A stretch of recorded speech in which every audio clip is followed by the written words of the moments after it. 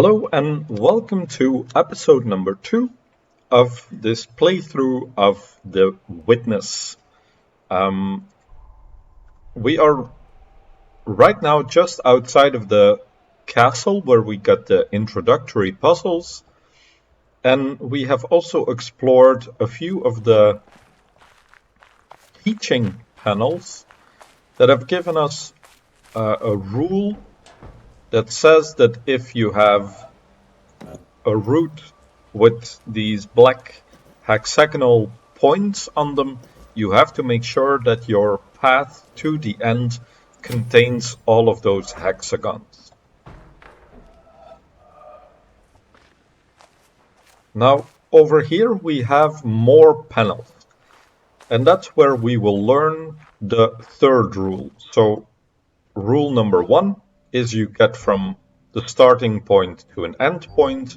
Rule number 2 is if you have hexagons on the board, you have to cross every one of them. And then here we have another puzzle, another few teaching panels that will give us rule number 3.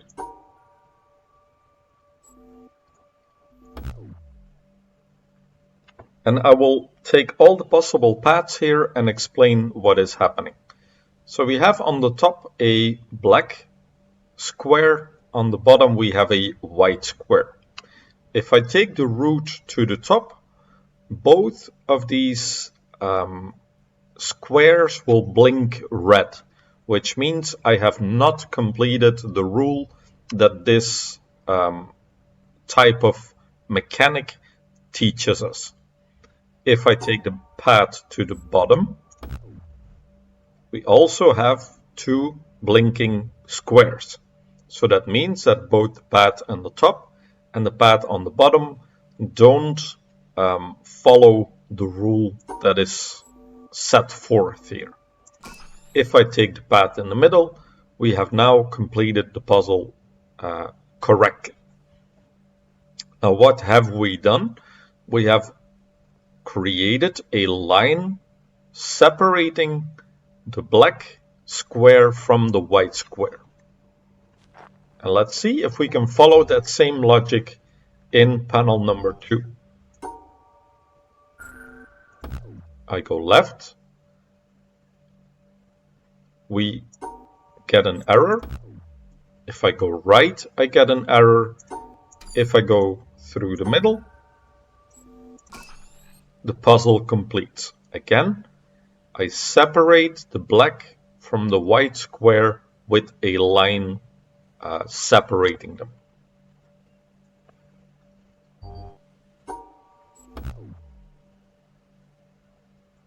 Here, only the bottom square blinks, the white one. If I go to the top, again, only the bottom one blinks. If I go through the middle of the two black squares, the bottom two will blink. And if I go this way, we have a complete puzzle. So apparently, this teaches us now that you can have two of the same color squares in one section, a section that is closed off from these white squares. We apply that rule. I separate the white square from the black squares. Puzzle complete.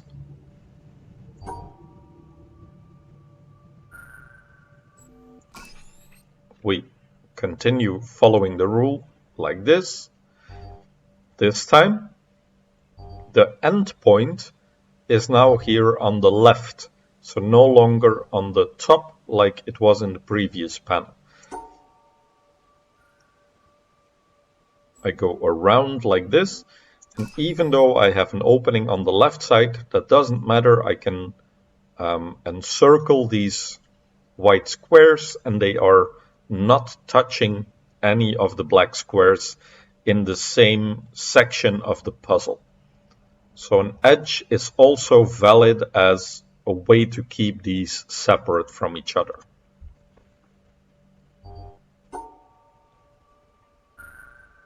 puzzle becomes larger. And this teaches us two things. It is okay to separate the white from the black squares in two different sections that have white squares. So I have one section on the bottom and one section on the top. What it also teaches us is that a empty square, like we have here, doesn't matter. I can combine that empty square together with a white square, but just as well I could have gone like this and have the white square together with the black squares. So if you have these squares, empty squares don't matter.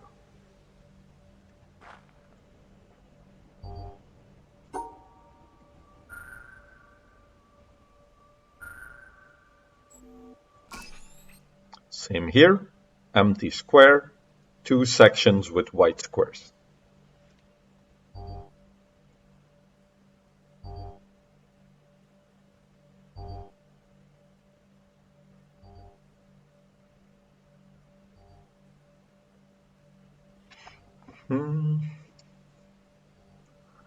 Let me see what to do here. Okay, so now I can use the fact that empty squares don't matter. So at first glance it looks like, yeah, you want these separated. But then how do you get to the square on the top? You also cannot go like this, because then there is no way to get to this endpoint. What you can do is now use the fact that empty squares don't matter and combine all the white squares together with two empty squares. So I have now figured out rule number 3. Black squares and white squares will be separated from each other in different sections. You can split up the sections. Empty squares don't matter, and you can use that to make larger structures of combined colors. Okay, there is a place that I want to go back to from our first episode, and that was over here, this door to a bunker. Now, when we encountered this door the first time, we only knew about start point and end point, but not about what to do with these black and white squares, and also not what to do with these hexagonal points. But now we do know what to do there. But as we can see, we have 4 possible starting points, 3 possible endpoints. So we'll have to eliminate a couple of them. So as I can see, I have to go over this corner in order to get both of these hexagons. So this is not a possible endpoint. I could possibly go to this endpoint, and here I could go around and separate these black squares, so that is also a possibility. Same reasoning as here in the corner. I cannot start over here because I could either go up, but then I'm missing the hexagon on the right, or I could go right and then I'm missing the one on the top. So this one, not an option. Same reasoning we could apply to this starting point here. I have 2 choices. I can either go in between the white and black square to keep those separate, but then there is no possible way I could get to this hexagon. Same, I could start over that hexagon, but there is no possible way I could ever separate this black and white square anymore. So this and this start point are not possible. What about here? I start to the right, I could separate black and white, but then the one on the left side, black and white, are not separated from each other because I could never draw another line that separates these from each other. So the only possible start point is the one over here. Now, we could end up on this end point or this one. But if I start to the right, which is my only possibility if I ever want to touch this hexagon, I have to follow it up with going to the top. So let's go there, go in between. I can use the rule that there can be more than one black area.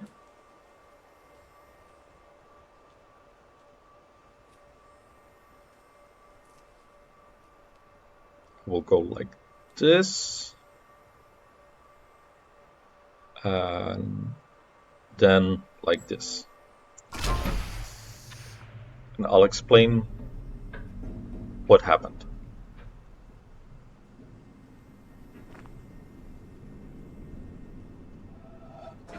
So we can see that we have now created 1, 2, 3, 4 sections with black squares, and I have combined all of the white squares in one single section. So you can have as many separate sections as you want with one color as you want, and as many empty squares as you can, or as you would like.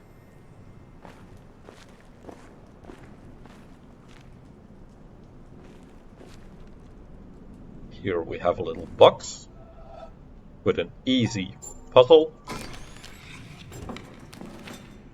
and the box folds open, and we have a puzzle made up of hexagons. Now I don't know what the correct orientation is yet. But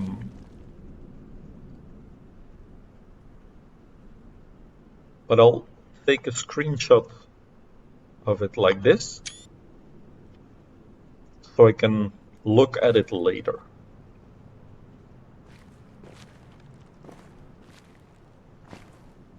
We can see that there is a little tree up there in the window, and we have that cloud behind it that makes it look like it's the leaves of the tree. So the game has a lot of these little perspective puzzles that give you something cool to look at, something interesting and artsy. So let's see, can we get up to that tree? I don't remember.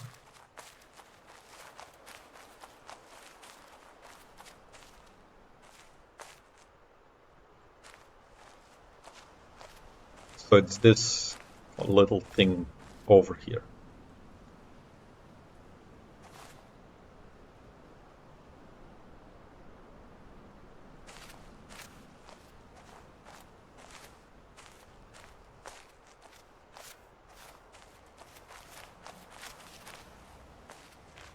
Now, I said that in episode number 2, I would also start solving the secret puzzles,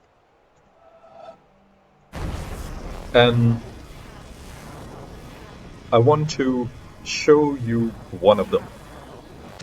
So you'll see that in the environment, sometimes there are these paths that look a whole lot like a puzzle.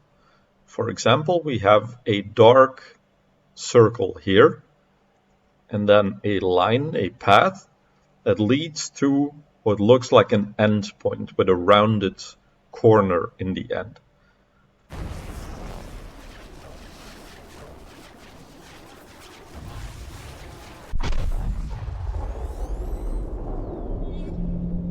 The game has a bunch of these secret puzzles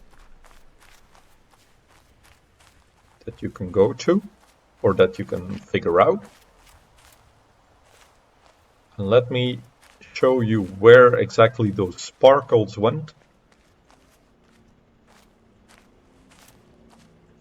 So down here, they gathered in this black tower that is called an obelisk. And you see that now this puzzle that I have just solved with that shape is here on this side of the obelisk. And it's indicating me that this side, the way that one is facing, is where I solve the puzzle. So if I turn 180 degrees, that is where I solve the puzzle, down here from this drain pipe. And as you can see, in that same direction, there's multiple other of these puzzles that you can find. And they are sort of environmental puzzles. And you'll see that there's quite a lot of them on this one obelisk. And I want to go back to show you how clever this game does these environment puzzles. So I'll take a run.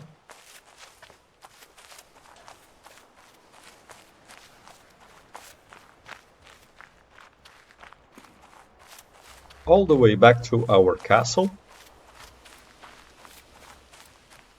The very castle where we started.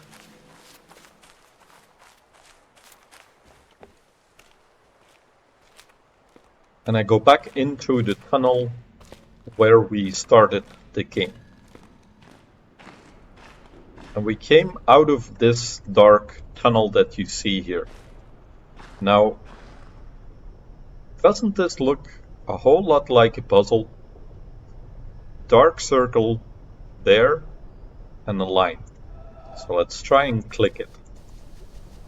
Although this looks like a puzzle, nothing happens. But if I move back just a bit, you see this dark edge on the top.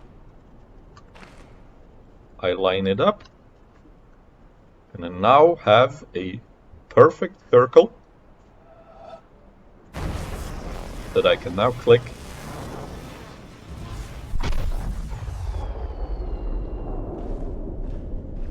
And another one of these puzzles is completed. And those sparks have now gathered in that same obelisk that I just came from. And that's what makes this game so absolutely cool. The way that there's like dozens of these puzzles hidden throughout the environment. And you can go through most of the game before even finding the first one of these. I remember when I played this the first time, I was already maybe, I don't know, 20 hours into the game. And I thought, hey, this thing in the environment looks a lot like a puzzle. Let's click it and see if it could be used somewhere else, for example. And then you have that light that beams off of it, those sparkles. And it just shows you how much is hidden in this game. And then you start looking at everything through those goggles. Like, hey, there's a card. Looks like a part of something to put a cable through. And these mechanics, and they're colored yellow. Could this be a puzzle? And you click. Okay, no, this isn't one. Or you have to perhaps find another perspective to solve it. And once that sense of absolute kind of confusion sets in, you'll start seeing those puzzles everywhere. So just to show you, there's also an obelisk over here. And this one has its very own set of these puzzles that you can solve, like the one I went to before. So this is a different one. And so you have multiple of these obelisks to show you how many puzzles there are. Okay, let's continue on to the next area. So I'm looking around at these pink trees, the blossom trees, and we have a panel.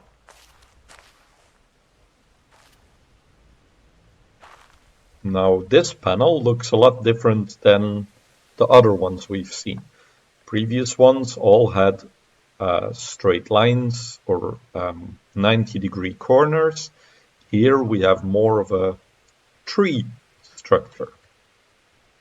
Now what could that tree structure represent? I'll give you a few seconds to figure it out.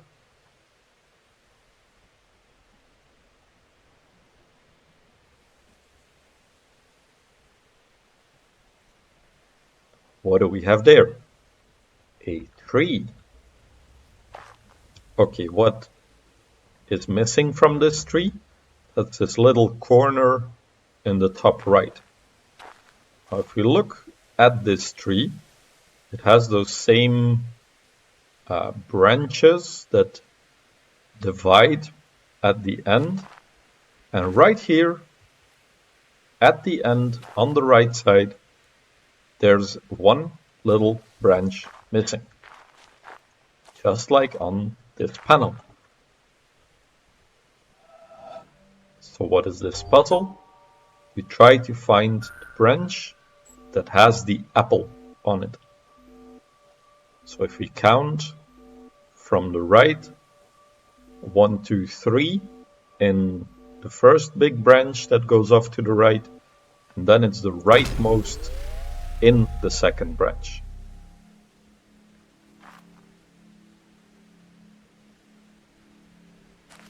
A line has activated, and that has now turned on this second panel. We see more lines here, but this panel is still dark. So we have to solve these one by one. Okay, so we have a same tree shape. Now we have to look at the tree not from the perspective of the panel, but we have to look at it from this side.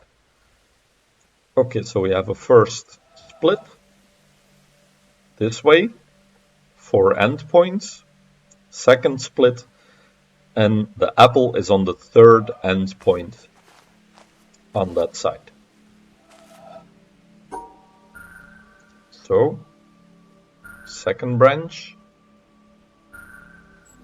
third split to activate.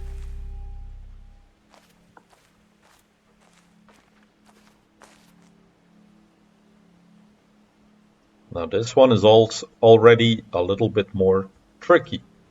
What is the right perspective on this tree?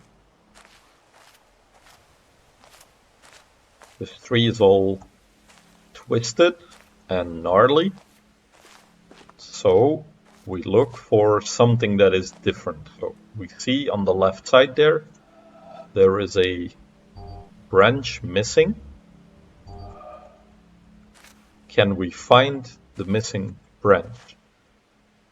And if we look at it this way, we see that here the second branch is missing. So perhaps we have to go 1, 2, or I'll show you like this. Branch 1, branch 2, branch 3 perhaps, branch 4. So from left to right. And then it is on the second one of those big branches. We go right and then right again. So I go left, second of the branches, go right, go right, go right. and it's so it's 7th branch from the left if you look at it from this broken branch. Okay, where does the cable go? We're here.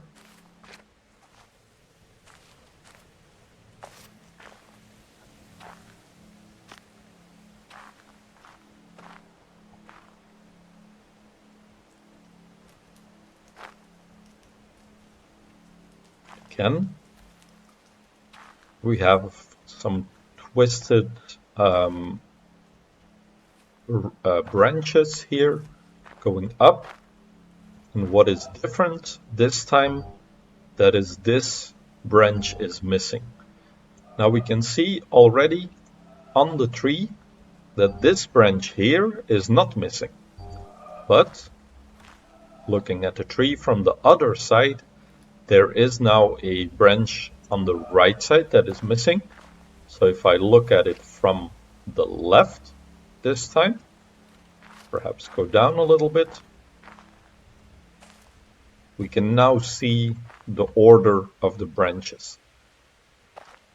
So of the big branch, this is the one with the piece missing, second one, third one, and then it's left, left, right.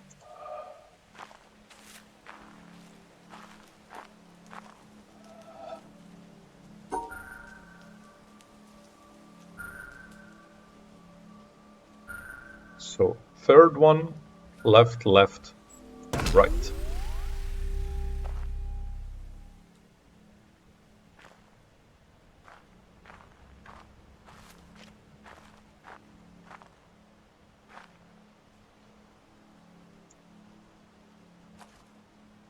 Okay. Looking at our tree, there are now a bunch of branches missing. We have 1, 2, 3 missing. Can we match that to the tree? So we have 1, 2, 3, 4 branches missing. So let's see if we can match up. Does it go from left to right? Yes, it does. But we have 1 branch here on this end that is there on the board, but it is not there on the tree.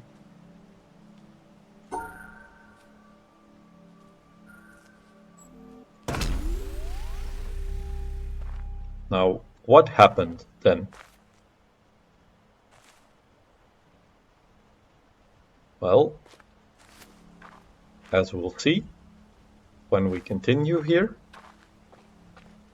the gate has now opened up.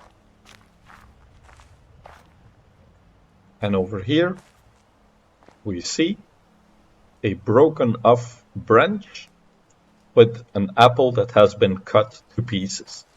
So that last puzzle that had the branch missing with the apple is because someone broke it off and is eating the apple right here.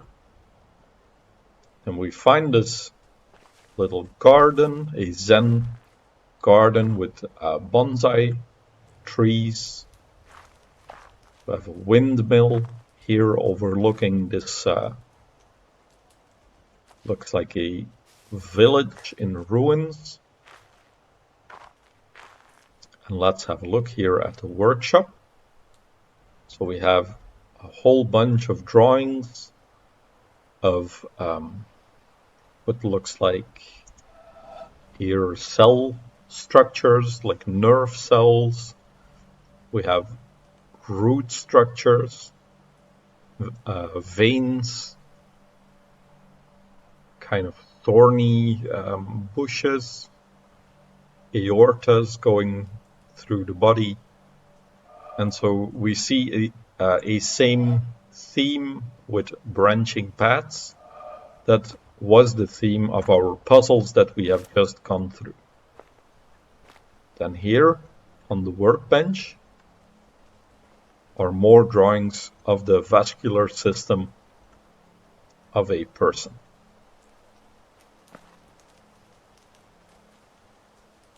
Now I'm looking around because I seem to remember there being another one of the audio recordings that we found before. Let me have a look around. Perhaps I'm mistaken,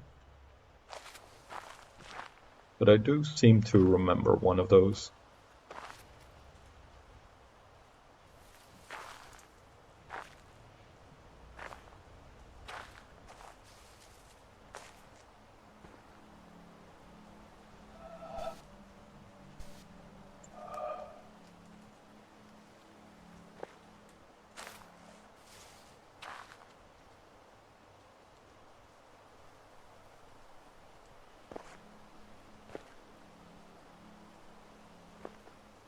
Okay, maybe I just remember that wrong.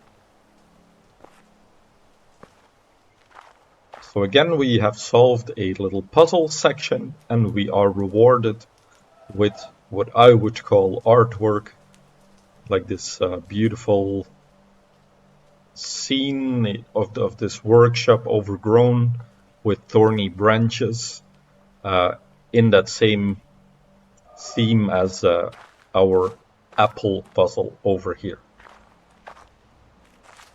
Just going to spend one more minute looking. It was hidden in a corner over here, perhaps.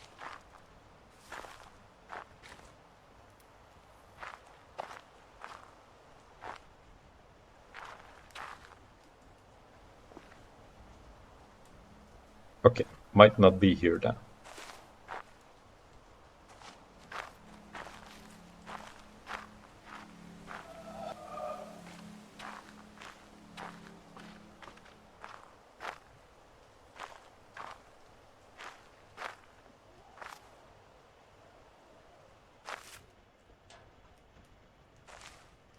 I got a little sneak peek into the windmill here. I see that there is a pathway, but the windmill is closed with the door right there. So it seems like I'll have to solve a puzzle in order to get there.